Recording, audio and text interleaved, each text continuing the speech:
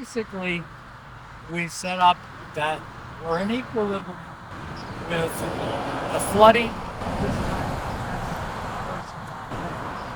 So we've got a long history of flooding. But that's, so the state does that. They don't put the proper drain. Now, we move to the next. Now we're in this line, as I said.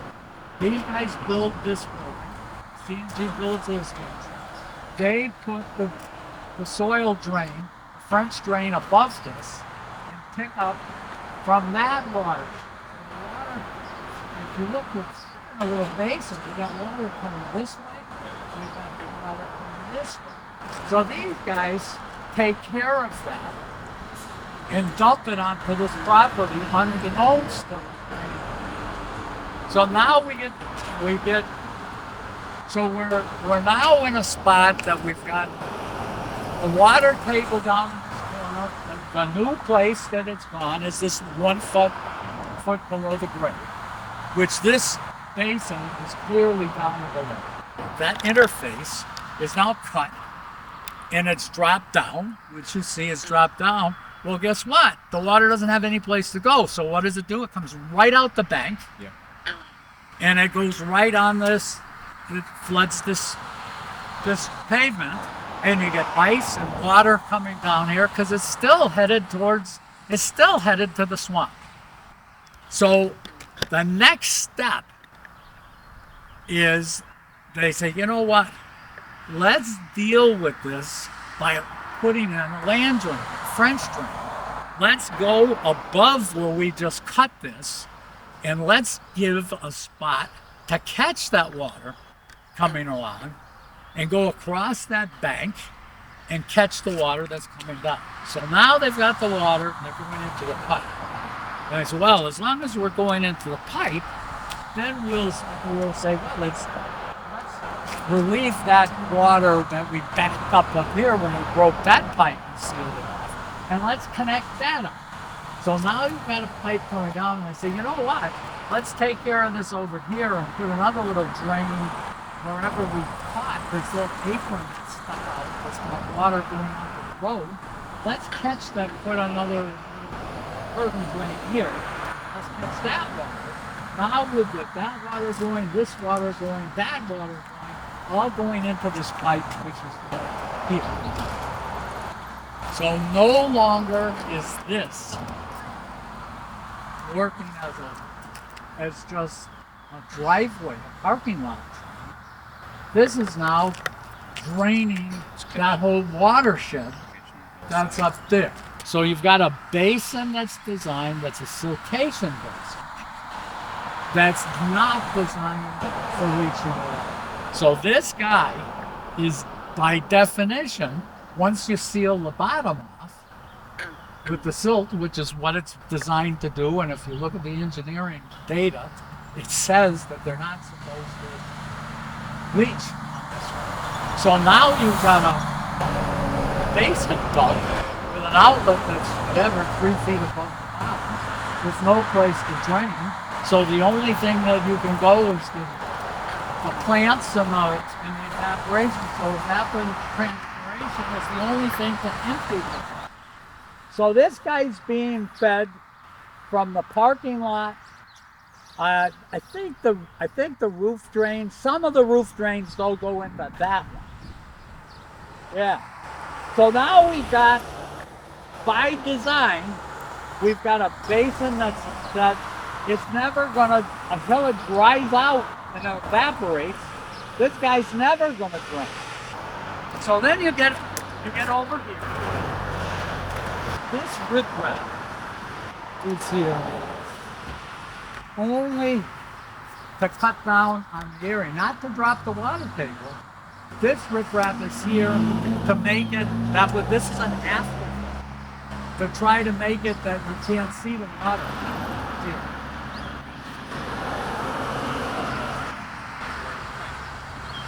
Well, it's not, but that came later. This is actually comes along later. The second link. So what we have is you've got an overflow over here that's picking up some water. I think from the roof. Okay. But they also, when they did this, decided that they were going to put that spillway over in the corner, Lee. That spillway was there so that when this filled up, the water wouldn't go out onto the street. Now, so it went over, and if you look on the side of the building, there's a trough that they dug, and that filled up the neighbor's backyard. That way. So as you're walking, Lee, if you come this side, if you cross, you're going to see someplace in here with a pipe. Somewhere, it may be hidden under here to stop it from plugging up.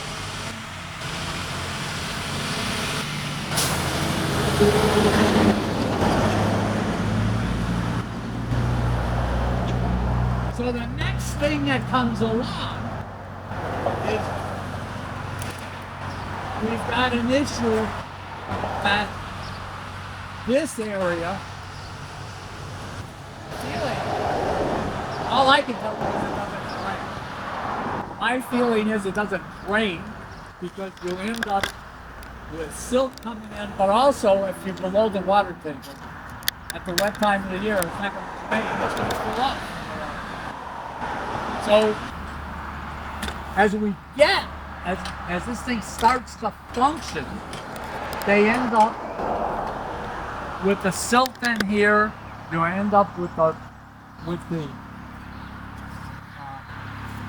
so that lines off the bottom.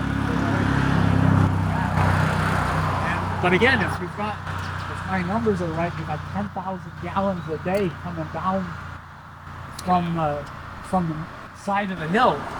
This thing's got to be taking care of 10,000 gallons a day plus the water. So we've got this. So this starts to flow. So their engineers, whenever the first group of engineers looked, they went to the state. I think once the state said, you know what? Maybe they're right. Now, when we built this dam with this road, we didn't bother taking care of the rain. We really caused this problem by not having a place for the water to go where it was going to go anyways. So we'll let you put that 4-inch pipe, which goes into the catch basin that's right there. Yep. And then that goes into the swamp where it was going for 10,000 years. So, but they put that to deal with the overflow of this. No one still has dealt with it. That this thing is seen that if it's below the water table, it's not going to rain.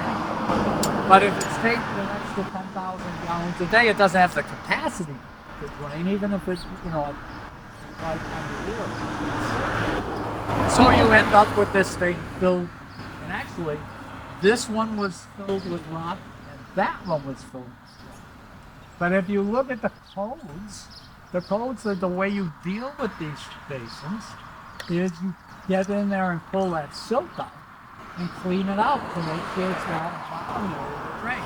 Well, obviously, once you fill it with rocks, who's going to be taking the sand out? You can't take the silt out because it's filled with rocks. So you go, even if it's not below the water table, to the design part of throwing these rocks in makes it so you're destined for failure. So now we're at this position, but now when it's filled with track, you can't see it. Well, you can see some decomposition. Yeah. Ceiling, anything Yeah. 10%, but it's heading in that direction. You can see. Yeah.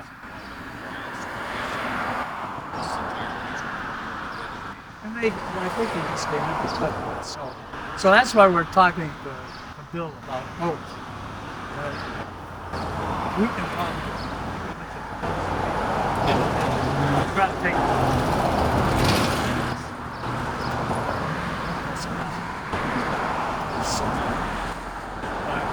but anyways, it's a shame to go here, because this is really negotiation. So when you look at the long term of this thing,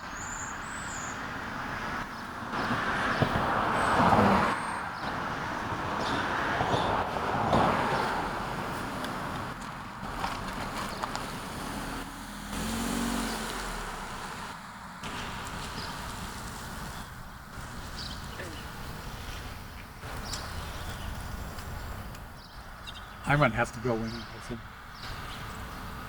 So when you look at the long term, you've got a lot of water coming in that it's not designed for. You've got a basin that was never designed to waste.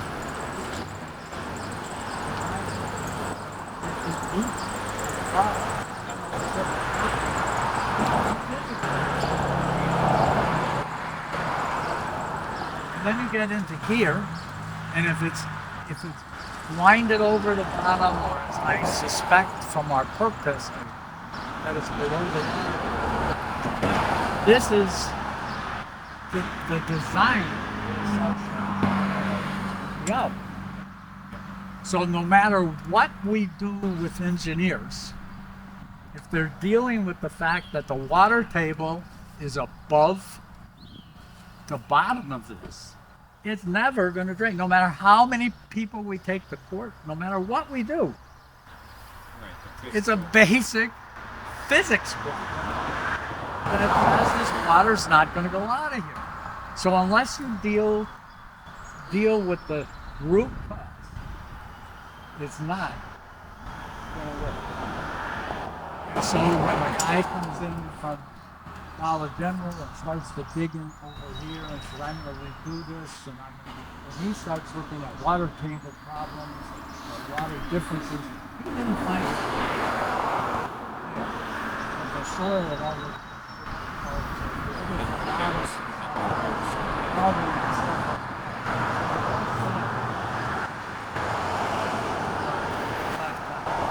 but he did curse the fact that he said, how can I possibly maintain this? Look at this pile of rock.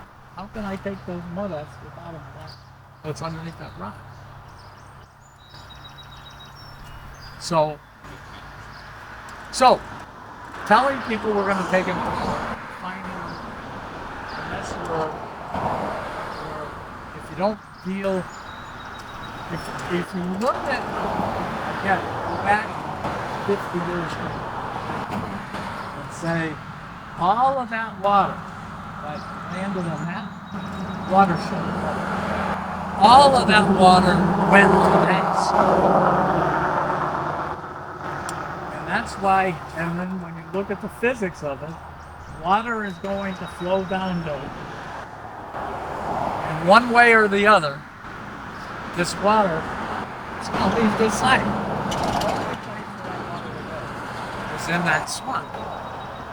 And if you look at it the way, if it went in as a leaching basin, it would still go into the ground and go to the swamp.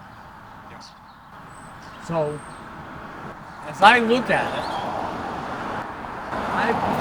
I believe that the solution is to go through this whole project. An engineer look at it and say, we know what's going there anyways.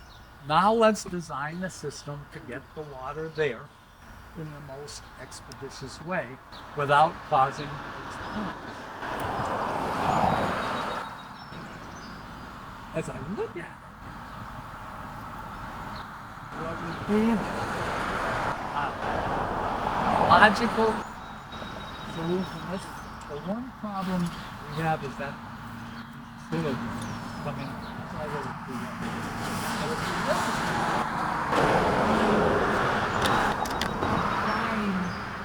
with the quantum these guys, especially now that they put an overflow, look at we've got, what, 4 feet of elevation between the parking lot and their, Oh, this thing. So why would you not, instead of putting your basin out deep, if you needed to have attention to stop why would you not take this whole system and lift it up? Make it so the first basin is designed so it drains out. So that's the bottom of the basin, not the top of the basin. So you get that so it can still work as a siltation area, but you let it so it drains out. When this is empty, that drains out and it empties.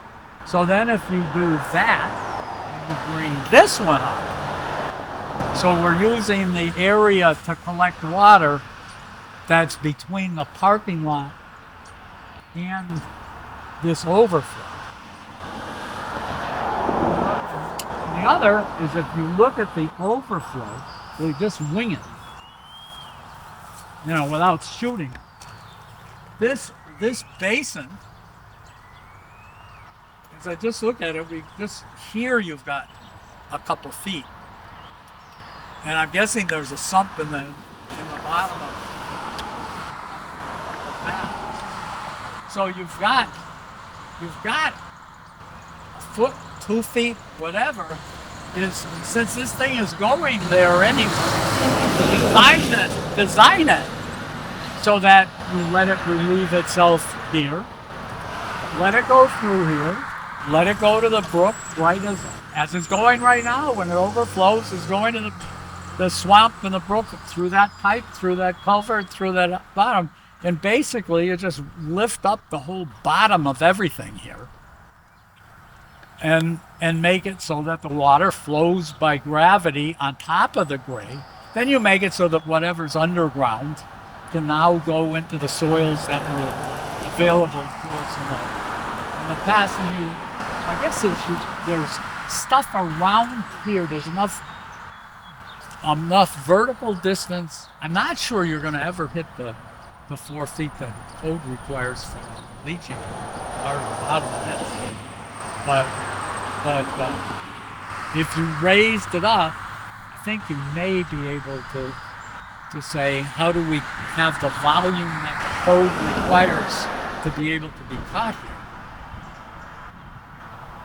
So, because this property is not maintaining water flow, do they have to petition the state to take that flow and move it? Where we are right now, and where the state said when we went through this before with the state, if this thing isn't leaching, the state is the one. The state gave permission to put that pipe in. Keep the ice. Well, they put it whatever, because it's flooding the neighbors. So the state, as I said, I'm guessing the state, which normally would be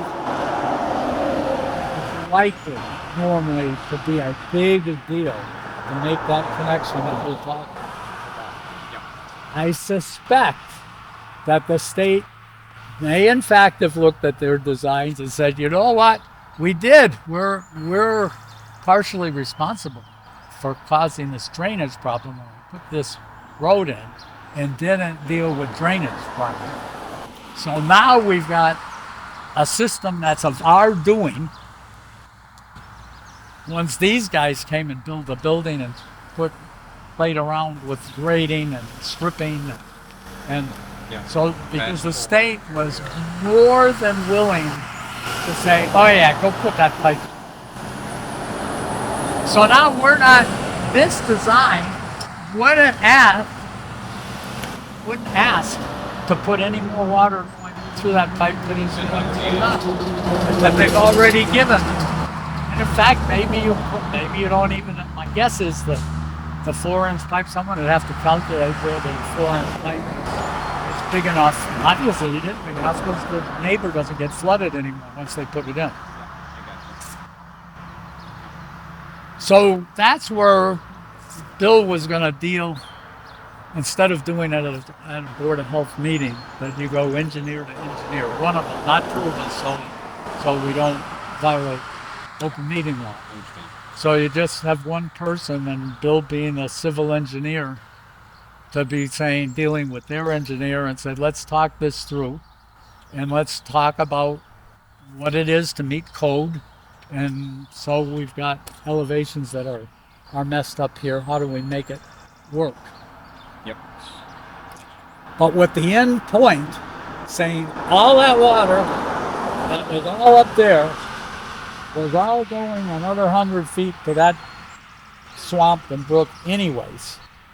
Let's just make sure we put it back to where it was going. So we're not adding any more load to the brook or the swamp, so you're not adding any more. And you just say, let's stop fighting this. Let's work with nature and put it where it wants to go. And ultimately, it's going to go. It doesn't matter if this overflows or whatever happens to it. It's all going over to that swamp, no matter what we do. That's where it's going. Yep. Just how you choose to get it there. And it just makes, by not handling this properly, it just makes a mess on the way, or else we make it and say, let's understand what water's going to do. Let's manage the water, and let's get this done in a way that gets rid of the health problem. Yes. Good. Thank you. So that's the long and short of what's going on here. Okay. I'm glad it came, because now I have a totally different concept. So what? Yeah, when you look at it, it's basically that, especially the subsoil is actually the main transportation layer. Yeah. So once they go and get rid of that subsoil, it causes the reason for needing the subsurface drains.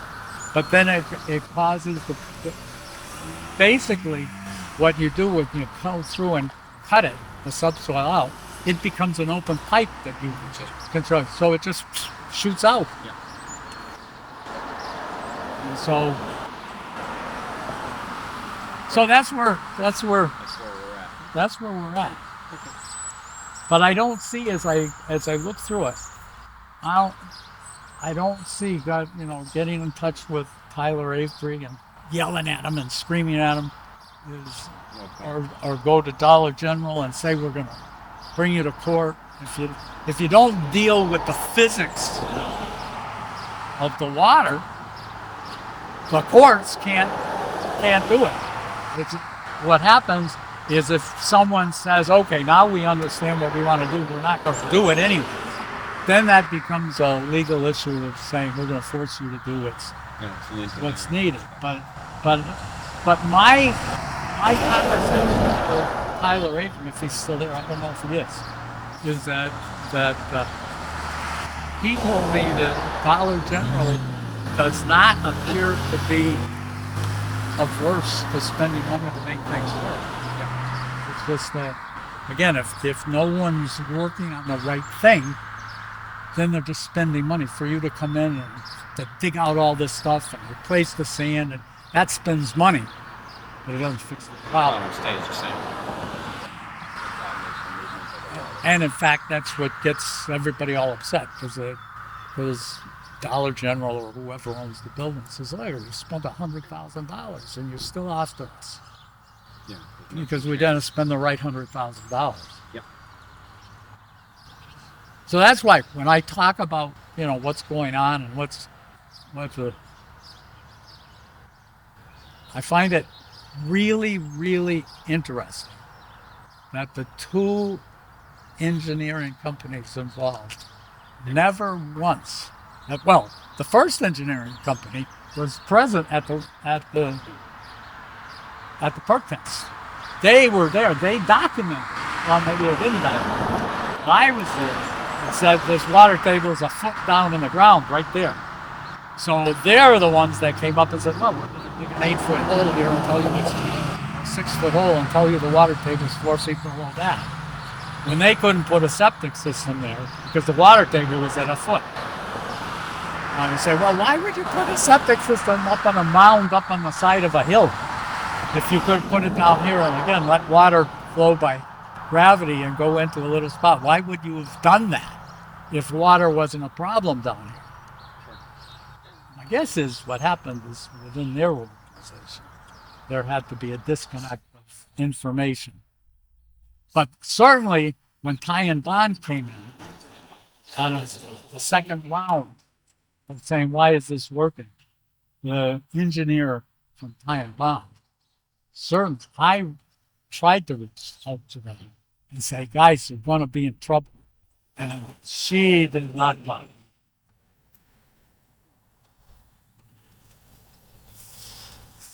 And again, we were not into, this is planning board and I don't know who else, whether it's conservation.